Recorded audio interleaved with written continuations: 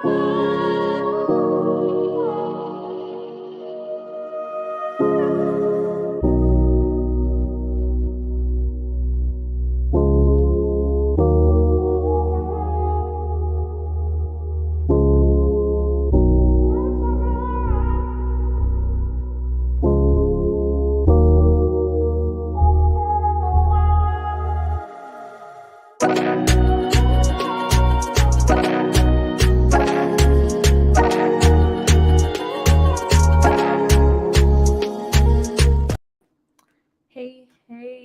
what's up? I'm bored. So I'm gonna just stream.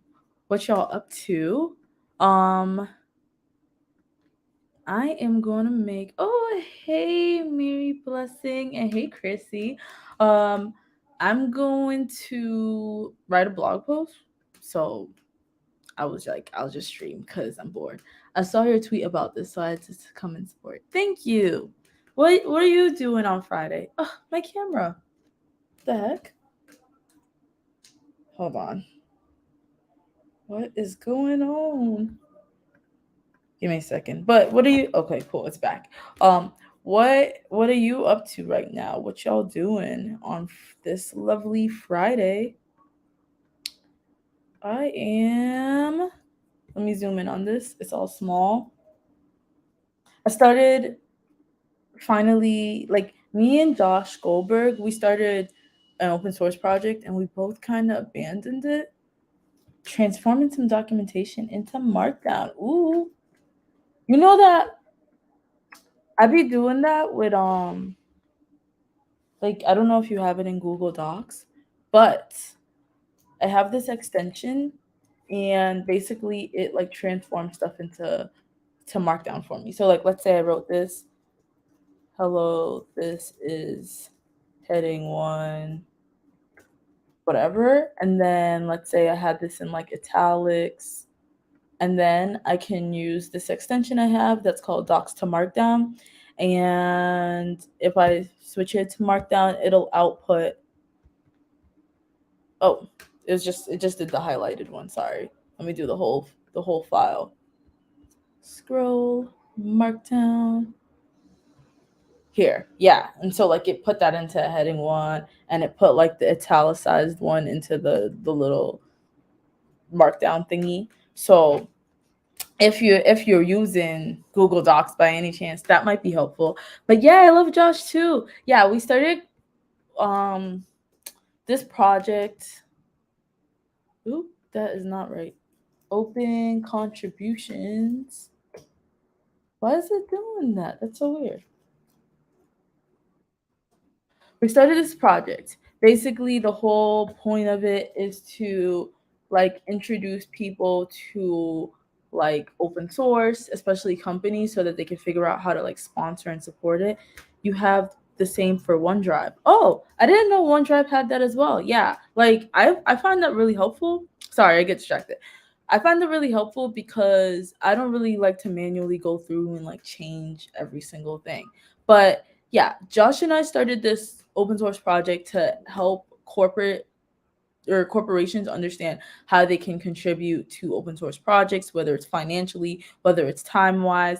And we recognize that like a lot of like bigger companies, Google, Microsoft, they're already involved in that kind of stuff. And the smaller, like really startups, they might not have the money for that, or they might be aware of it and stuff like that. But it's more like the companies that are in the middle that we realize there's like a gap, and they should it would be helpful if they contributed, because they're using a lot of open source libraries and projects. The thing is, me and Josh kind of abandoned this just because we both been speaking at so many conferences. What's the extension name? And how can you contribute to it?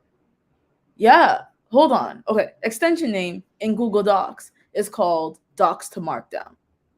That's what I've been using. I think it also does HTML, but I've never used that mode. I don't know what it's called in OneDrive, but I'm sure they have some like Cedric said right here. Sounds like they have something similar. And then how you can contribute. Let me just paste the link in here. Yeah, me and Josh's project. Yeah, I get you. Oh, what's with my camera? on. If this camera is just going to be going on and off, me and Josh's project, I was answering Mary Blessing because Mary Blessing said, "What's the extension name?" Um, Me and Josh's project is, I'm putting the link in right here. And the way you could contribute is we got a couple issues open. We have a file called development.md that kind of tells you how to get started in the project. And we have a couple of issues that are open, and right now they're pretty basic issues. It's just like we need content on the page. Hey, what's going on, Savo? What's going on? I'm doing a impromptu stream so I can get my work done. Um, but yeah, basically this whole thing is just about making people more aware of open source. There's not much on it yet. It's literally like a landing page, and all I did so far was I just opened up a PR to basically enable this to work on GitHub Codespaces automatically, and I was going to write a blog post about it so that people will know how. So yeah, feel free to pick up a couple things. We had Kingsley contribute a design um contribution. I don't know what you call it. But basically he made this logo, which is supposed to be like a box and open, I don't know, for open contributions. Let me find his pull request so I can remember what it symbolized.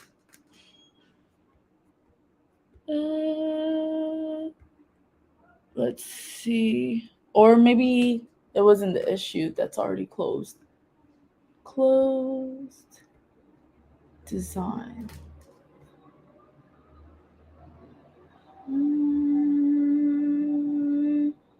Oh, here it is. Yeah, we went back and forth a lot. Shout out to Kingsley for this because we were changing our minds a lot. But basically, the concept was like an open box, and then that would have the value of like we're receiving community contributions and stuff like that. Oh, Kingsley, we do stuff at Chaos. Awesome, yeah. I found connected with Kingsley through Twitter, but he's awesome for this contribution. I love it. I kind of liked the middle thing, but I think Josh wasn't feeling it. I think Josh preferred this instead, so we ended up going with this, and I was like, all right, doesn't really matter. Oh,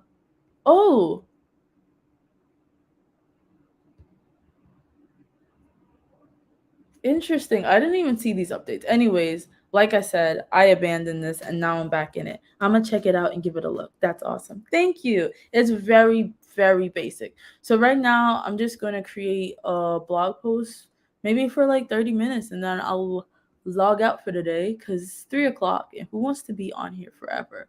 Um, Basically, if I open up this code space, it should just start running the repository, or like it should install all my dependencies and run everything that I need. Let's see what's on Twitter. Okay. Oh, you said can I drop the link? Let's see. I dropped it in StreamYard, but I guess it doesn't put it to LinkedIn. Let me see how I can do that. Let me mute this. Mute. Yeah, we're welcoming contributions because it's a really simple project. There's not anything crazy happening in here. I don't see that I posted it. Testing. Failed to post comment. I don't. I don't know how. I don't know how LinkedIn goes, but basically, it's called Open Contributions Projects. Girl, get it together. Yeah, it's called Open Contributions Project, and in there's two repositories, and one of them is called Open Contributions Site. There's literally nothing crazy. Like you could see right here, it opened it up in a browser, and all we have is like home. And I don't know why it lands like that the root link or whatever just lands on a 404, but we gotta fix that. It has an about, I guess, explainers. Maybe we don't even have an about. Oh yeah, we do. Here it is. So it's just words. If you want to contribute designs, and my video is gone again. Why? This is like a crazy stream because nothing's working. Just commented on this issue. Oh, words. Let me see. It is issue number. If my camera's gonna keep coming off, I might only do a 30-minute stream. Issue number 17. Is that what you said?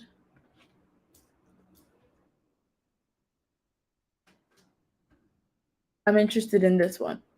Chrissy, type dot take, and it should assign it to you. Add a more beginner friendly. Yeah, this is great. If you do like this dot take, a GitHub, I set up a GitHub action that it'll automatically assign it to you, and you should be able to get started. Thank ya. I'm super excited.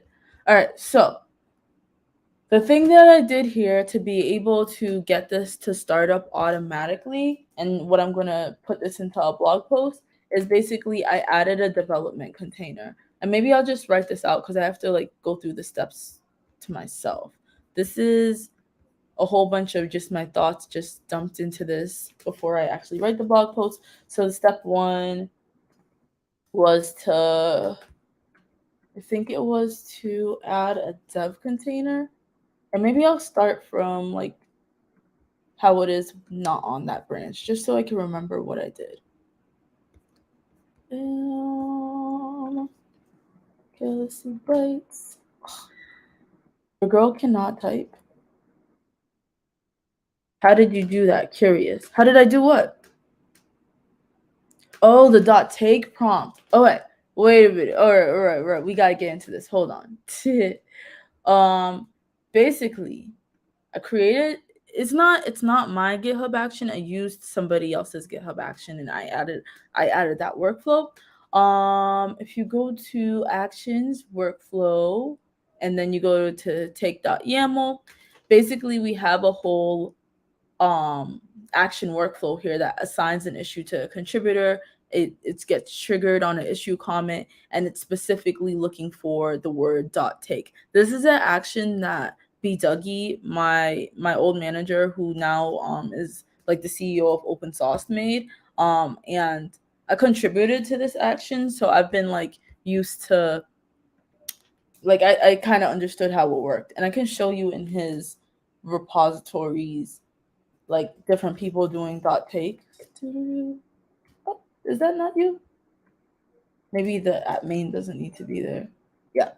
So he has this whole action that's already set up, and basically I just copied the workflow and added it into our actions. And I think if you go to, what is it, hot sauce, open source. I swear he has two. GitHub.com/open. I used to be contributing to this thing like crazy. Oh, it's open source/hot. Yeah, if you go there and look at like past issues that were already assigned to people, I'm sure someone has written .take. Yeah, .take right here. And oh, that didn't work. Hold on. Let's find another one. Yeah, right here, .take, and then it says thanks for taking this issue. Like it has a response, and then it'll actually like assign the person, which I think is cool. Hi Josh. I don't know how long I could say, but I don't want to miss this. So exciting. Yeah, shout out to B Dougie. Yeah, no, I just like randomly I decided I'm gonna stream so I can actually do this. Cause I'm like, I want to write a blog post about adding the dev container, and I was gonna go through the steps of like what I did, and I have no motivation. So I'm like, I could do it with other people. I don't think I'll stream for long, probably just like 20 more minutes. And then I'll leave. But yeah, shout out to B Ducky for real. For even introducing me to open source. But basically, let me go back to Galaxy Bytes and just walk through how I did this and take the notes so that I can like do a brain dump in this in this document? If I'm on the main branch and I'm just gonna create a new code space. I'm probably costing GitHub so much money. I just open all these code spaces and like GitHub gets billed for this. And then I get the unlimited. I don't even close them. I probably should. But I'm gonna open a code space that doesn't automatically have this all running. And I'm gonna just try to recreate my steps so that I can be able to write about it. And sometimes it's slow at first, but that's why you got to use a pre-build, or that's why I encourage people to use a pre-build, because then it'll be a little bit faster. But here it is if nothing's really working. Right. And then since I'm not going to commit this, I'm going to delete the dev container for a little bit just to remind myself the action is irreversible. Okay, yeah, I don't care. And then how do we, yeah, so you would do add dev container configuration files. So maybe the first step is, what was it? Command plus, control plus.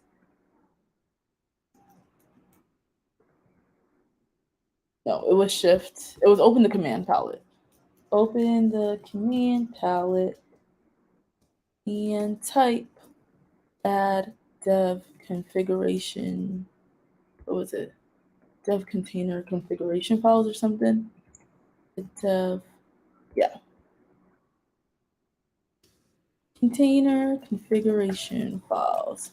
Cool. And then step 2. Gosh, we're gonna get excited again about our projects. Okay, we're getting back into it. I feel like I'm the one, like you were into it and then I dropped it, and now you lost your motivation. So we gotta get the motivation back. So we can say create a new configuration. So I'm gonna put that. Create a new configuration. Choose. And then for our situation, we want to choose, it was like TypeScript, Node and TypeScript. And sure, we're at 20. I'm like so lost on, I don't know, since I haven't been coding. So then step 3, choose Node.js and TypeScript. And then step 4, choose, I could spell, choose, what was it? The version. Choose your node version. I'm gonna name this Next.js and TypeScript. Have container config. Alright, cool. Choose your node version 20. I spent a lot of time trying to get GitHub Actions things working that really drained the energy. Oh, I feel that. You know, the well, I guess I shouldn't say this since I work at GitHub, but just debugging actions. Like I've had one where I had like 100 different commits. I mean, that's not unlike me for anything, but it does get draining. So yeah, get your energy back. Take your rest. It's the weekend. We don't need. The next thing is we don't need any extra configurations. We don't need any extra configurations since this is a simple static site. Yeah, it's the debugging. It's the like just wondering what the heck is going on. But have you used the GitHub Actions extension? That helped me a little bit because I don't have to keep at least going back to the GitHub site and seeing why it failed. That's been a little bit helpful for me. I probably should write a blog post about using that too. There's so much blog posts to write. Okay, so we have this basic configuration here.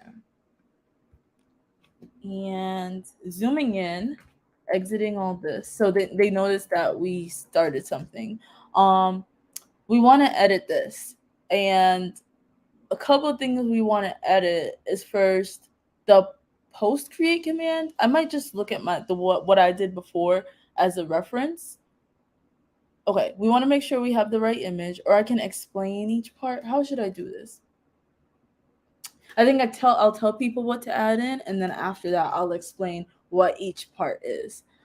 So first I'll tell people they gotta add the wait for commands. So wait for on create. And I guess what we're telling the container is wait until the on create, like wait until it actually creates to do a lot of this stuff. I'll find a more technical way of writing all that. And then we want to actually run the install to install the dependencies. So for some reason, I chose the update content command. What is this? A command to run when creating the container and rerun when the workspace content was updated while creating the container. This command is run after on create command and before post create commands. Okay, sure, whatever. Don't know. Update. And then this is where I'll tell people to put their install command. So maybe they're not using pnpm, but so step 5 is wait for on create command. And then explain why I used it. Step 6 is the update content command. Let me just copy and paste this.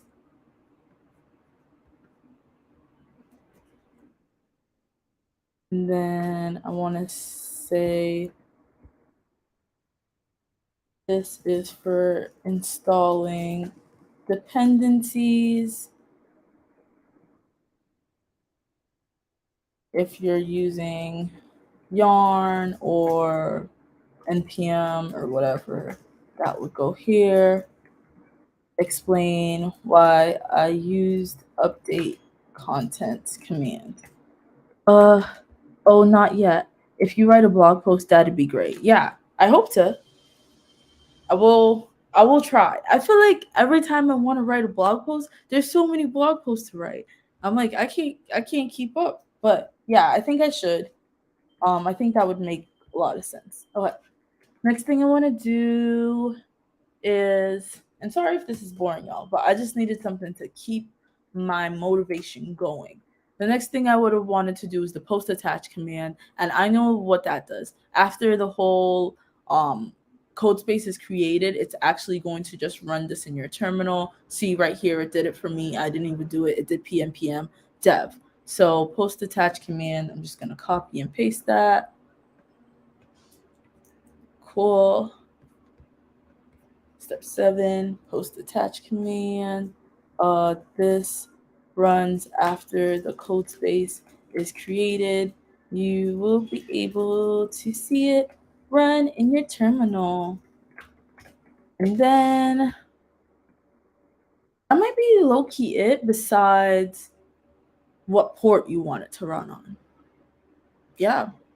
Port attributes. Cool.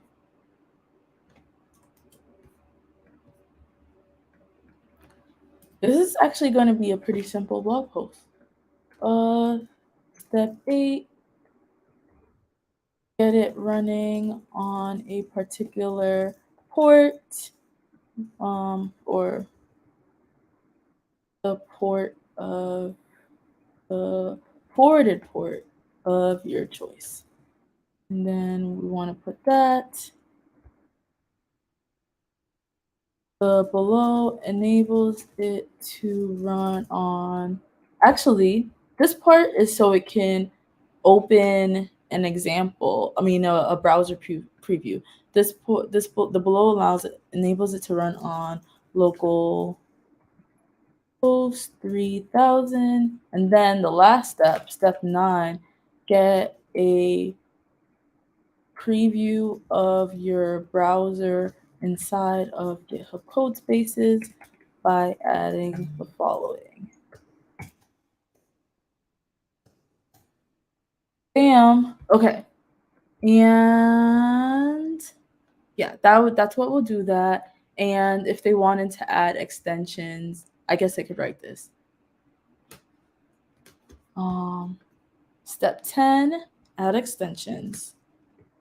We're almost done, guys. Add extensions. I could probably come out with this on Monday because I've written out like the basic steps. Add extensions or this later today. Add extensions or have extensions automatically be installed. Bam. We would do that. This is what we'll have that. So these install like spell checker, ESLint, blah, blah, blah. And if we rebuild this, step 11 is to rebuild the container. Step 11, rebuild container using the command palette. It's really not too hard to do. Rebuild. Let's do a full rebuild. Tell them to do full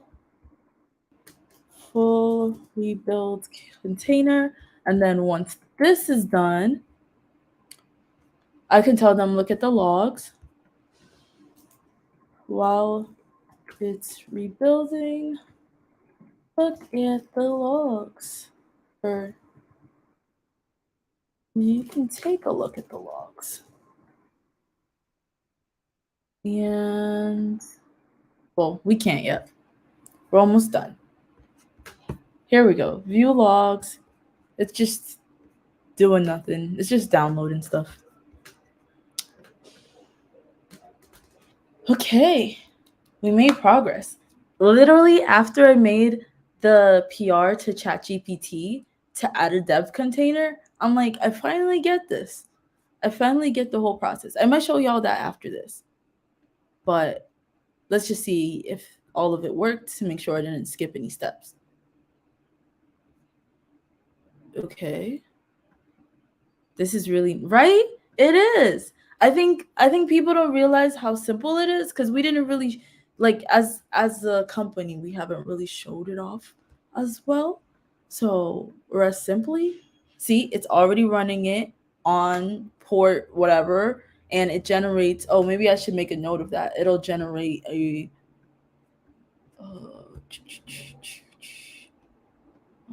somewhere here. It will generate a random URL that looks like this. I'll probably copy. I'll probably change these so it could just say like GitHub user da da da. And if I open it, okay, see, it takes a little bit because it needs a pre-build to be a little bit faster, but it just opened up another tab that should show off our browser. Oh, wait, Josh, I have a question, and maybe this is a dumb question.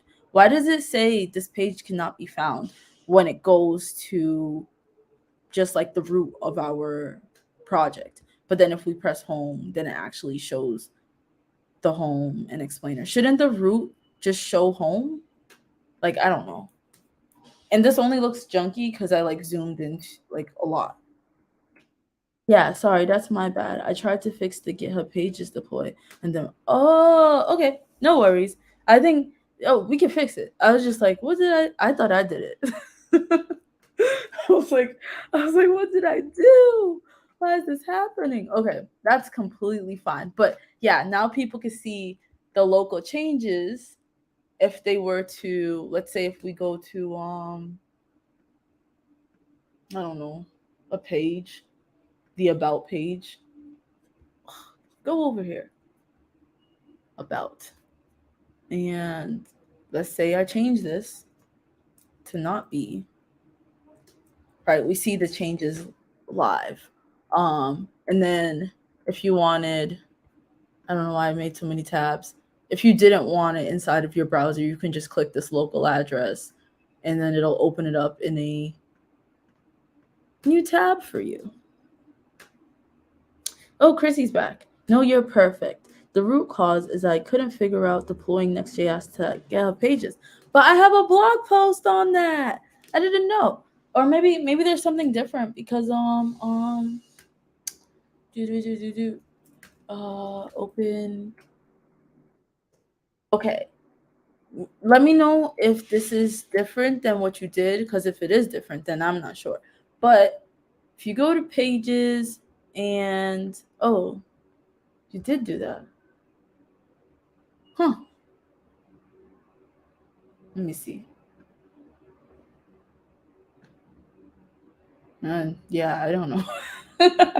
Now I'm like, oh crap, you did this already. Pages.yaml. You did npm build, pnpm build.